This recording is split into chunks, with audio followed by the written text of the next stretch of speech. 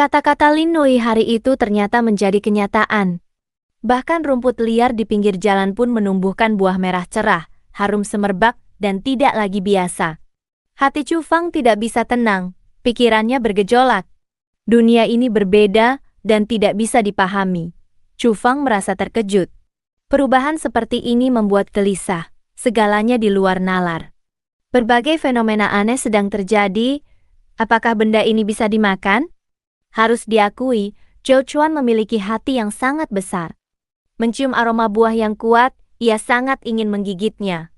Sampai sekarang, ia masih memiliki keinginan seperti itu. Coba saja. Tidak bisa, aku tidak berani. Siapa tahu ada racun.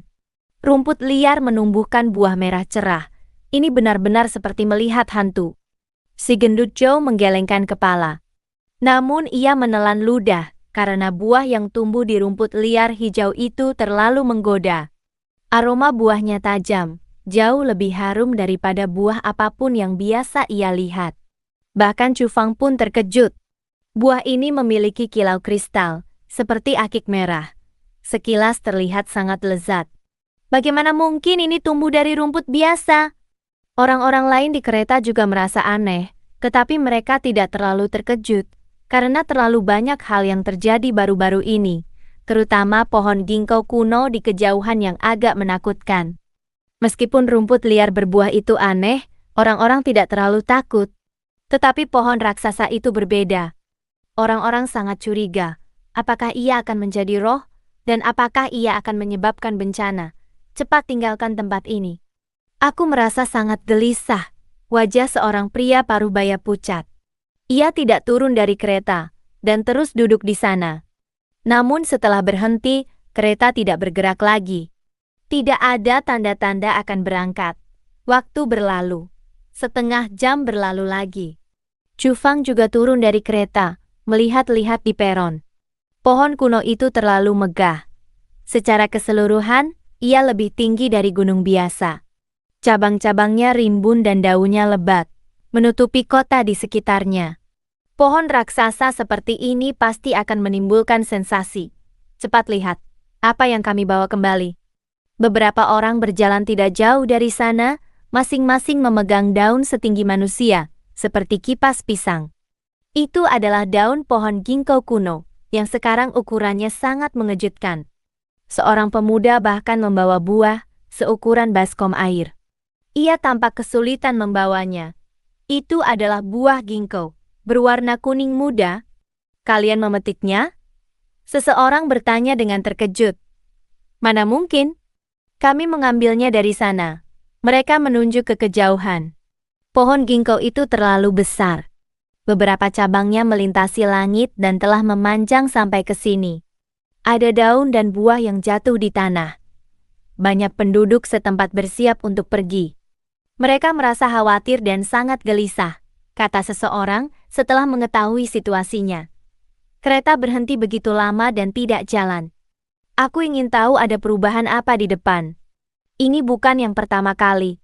Beberapa orang tidak tahan menunggu lagi dan menjadi sangat cemas.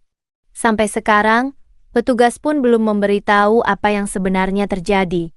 Zhou Chuan menyenggol lengan Chu Fang, berbisik, "Saudaraku, aku merasa ada yang tidak beres. Selama bertahun-tahun, jalur kereta api ini tidak pernah bermasalah. Hari ini terlalu aneh. Semoga kita bisa segera pergi." Chu Fang mengangguk. Lebih dari 1 jam berlalu. Ketika banyak orang sudah gelisah dan tidak tahan menunggu lagi, barulah kereta mulai bergerak lagi dan akhirnya akan meninggalkan tempat ini. Syukurlah, akhirnya kita akan pergi. Seorang lelaki tua menghela napas lega. Faktanya, banyak orang merasa lega. Di kejauhan, awan gelap bergulung. KCH, petir menyambar. Cuaca berubah terlalu cepat. Dalam sekejap mata, hujan badai akan datang. Seketika area ini menjadi gelap. Untungnya, mereka semua sudah berada di dalam kereta. Ya ampun, mengapa di sana ada cahaya? Seseorang berseru, melalui jendela kaca, mereka bisa melihat pohon raksasa di kejauhan memancarkan lapisan cahaya hijau kabur, sangat samar, tetapi juga menakutkan. Pohon itu bergoyang, tampak agak jahat di tengah kilatan petir. Apakah cahaya petir yang menyelimutinya, atau ia memancarkannya sendiri? Pohon setinggi itu kemungkinan besar akan disambar petir hingga hancur. BM. Tiba-tiba, orang-orang mendengar suara keras. Pohon raksasa itu bersinar, banyak cabang patah, dan banyak daun besar jatuh. Awan gelap menutupi, langit gelap, hanya di sana yang terang, sehingga bisa terlihat. Satu persatu buah ginkgo pecah, lalu muncul pemandangan aneh. Mereka benar-benar terbang di seluruh langit seperti biji dandelion. Buah yang jatuh memancarkan cahaya samar, membawa bulu perak, seperti payung kecil yang tak terhitung jumlahnya, melayang ke kejauhan. Apakah ini pohon ginkgo atau dandelion? Si gendut Joe menelan ludah dengan keras, karena ia merasa tenggorokannya kering. Pemandangan ini terlalu langka. Di gerbong, orang-orang tercengang. Pemandangan itu sangat misterius, membuat orang merasa panik, terlalu sulit dipercaya. Ketika biji-biji itu menyebar di langit, di tengah petir, pohon kuno itu menjadi sunyi. Cabang-cabangnya stabil, tidak lagi patah, dan berdiri tegak secara keseluruhan. Hingga hujan deras turun, tirai hujan mengaburkan jendela, dan tidak ada yang bisa dilihat lagi. Orang-orang masih tercengang, kereta menjauh, tidak ada yang terlihat lagi. Saudaraku, apakah dunia ini yang gila, atau kita yang gila? Apa yang baru saja aku lihat? Mengapa bertentangan dengan semua pengetahuan kita sebelumnya? Zhou Chuan berkata kepada Chu Feng. Bukan hanya dia yang terkejut. Semua orang di kereta terdiam, lama tidak bisa kembali sadar. Mereka sudah jauh dari sana. Mereka tidak tahu apa yang akan terjadi di belakang mereka. Mereka hanya merasa bahwa langit dan bumi sedang bergejolak, dan segalanya menjadi berbeda. Banyak orang menunduk, melihat alat komunikasi mereka, memeriksa berita, ingin mendapatkan petunjuk dari sana. Namun tidak ada berita tentang pohon ginkgo kuno itu.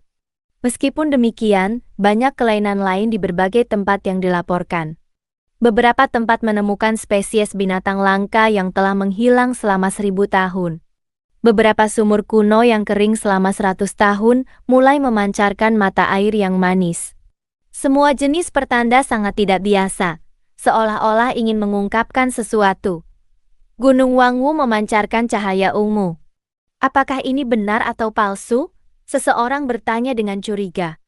Laporan ini mengejutkan, tetapi dilihat dari komentar di alat komunikasi, sebagian besar orang tidak mempercayainya. Namun, setelah mengalami hal-hal aneh, banyak orang di kereta menjadi setengah percaya. Kemudian ada laporan lain yang mengatakan bahwa permukaan Danau Dongting berkilauan, diselimuti kabut tipis, dan kabut putih mengepul, seperti negeri dongeng. Ini memicu spekulasi dan diskusi orang-orang. Seiring waktu berlalu, mereka telah melewati zona hujan badai, dan memasuki wilayah lain. Cahaya langit sangat terang, sangat berbeda dari langit yang gelap di zona sebelumnya. 1 jam kemudian, ada berita baru tentang pohon yang melayang di luar angkasa. Itu adalah foto jernih yang diambil oleh satelit, dilaporkan baik di dalam maupun luar negeri. Pohon-pohon itu tumbuh sangat cepat, dan dikonfirmasi oleh ahli botani bahwa semuanya adalah spesies dari bumi. Jenis-jenis itu dapat ditemukan di darat. Mengapa mereka berada di ketinggian dan melayang di sana sambil tumbuh? Sampai sekarang, belum ada pihak terkait yang memberikan penjelasan. Tidak diragukan lagi, perjalanan kereta ini sangat tidak lancar. Pada sore hari, ia berhenti lagi. Terlebih lagi, ia berhenti di alam liar, jauh dari permukiman, bukan di stasiun normal. Orang-orang tidak puas, menanyai petugas kereta tentang apa yang terjadi. Kami menerima pemberitahuan bahwa jalur ini, karena alasan yang tidak diketahui, mengalami berbagai masalah. Rel di beberapa tempat tidak lagi rata. Kemungkinan besar kita harus berhenti sepenuhnya. Orang-orang menjadi gempar, lalu sedikit panik. Petugas kereta memberitahu bahwa pemeriksaan darurat sedang dilakukan di depan. Kereta hanya dapat melanjutkan perjalanan setelah keamanan dan stabilitas yang cukup terjamin dan bahaya teratasi. Pada malam hari, Chu Feng menelepon orang tuanya. Karena munculnya tanda-tanda abnormal di berbagai tempat, Ia sangat khawatir tentang mereka berdua. Faktanya, orang tuanya juga khawatir ia akan menghadapi berbagai masalah di luar. Benar saja, setelah berhenti, kereta tidak bergerak. Karena takut akan terjadi kecelakaan besar, kereta sama sekali tidak akan dihidupkan sebelum bahaya teratasi. Di gerbong, banyak orang berkomunikasi. Mereka sedikit cemas, karena semua tanda menunjukkan bahwa berbagai tempat tidak aman. Mereka sedang dalam perjalanan dan sangat ingin kembali ke tempat tinggal yang mereka kenal. Petugas kereta menyiapkan air dan makanan untuk semua orang. Jika bukan karena penundaan waktu dan berhenti di tengah jalan, dengan kecepatan kereta saat ini, mereka seharusnya sudah tiba di stasiun akhir pada malam hari. Pada malam hari orang-orang sangat gelisah, sulit tidur, dan berbicara dengan suara pelan. Baru menjelang tengah malam, kereta perlahan-lahan menjadi sunyi. Di luar gelap gulita, bahkan tidak ada cahaya bintang. Jari-jari tidak terlihat, tampak dingin, sunyi, dan menakutkan. Dong! Tiba-tiba, di tengah malam, suara getaran keras membangunkan semua orang di gerbong. Mereka semua membuka mata, melihat sekeliling dengan bingung. Apa yang terjadi, sampai-sampai kereta yang berat itu bergetar? Apakah ada sesuatu yang menabraknya? Wajah banyak orang sedikit memucat. Mereka melihat keluar jendela dengan gelisah. Namun di luar gelap gulita. Ini adalah daerah pegunungan. Di malam tanpa cahaya bintang ini, mereka sama sekali tidak bisa melihat apa-apa. Kegelapan itu membuat jantung berdebar. Mereka merasakan dingin yang menusuk. Pegunungan membentang, hutan lebat.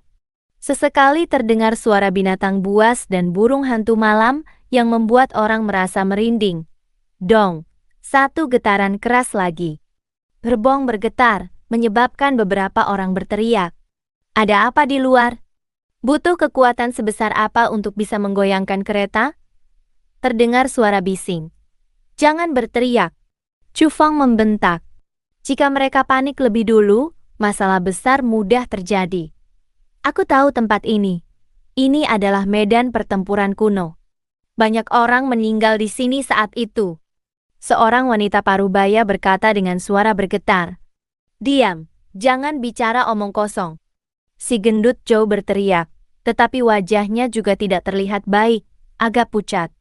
Ia sering melewati jalur ini, dan tahu tempat ini. Mana ada hantu di dunia ini? Bahkan jika ada, itu hanya medan elektromagnetik, dan akan segera menghilang. Bagaimana mungkin bisa mengguncang kereta?